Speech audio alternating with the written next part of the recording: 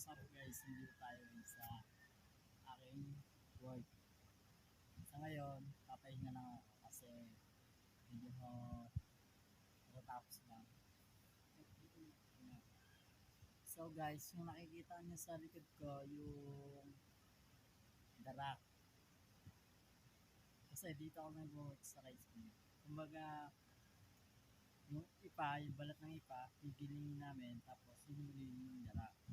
Tapos, kakakutin naman dito ng mga truck, i-deliver kung saan, tapos saluan ng kung ano, tapos gagawin feeds.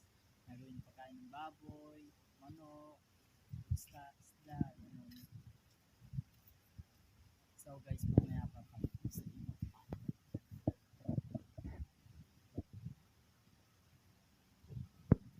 So guys, let's go. Madilim tayo dito guys. Ngayon. Sa ngayon yung kapalitan ko. Okay ka. Lang tayo.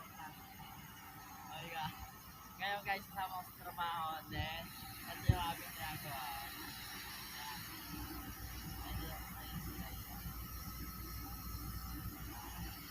Ayun guys, ayun yung makina yung ginagawa.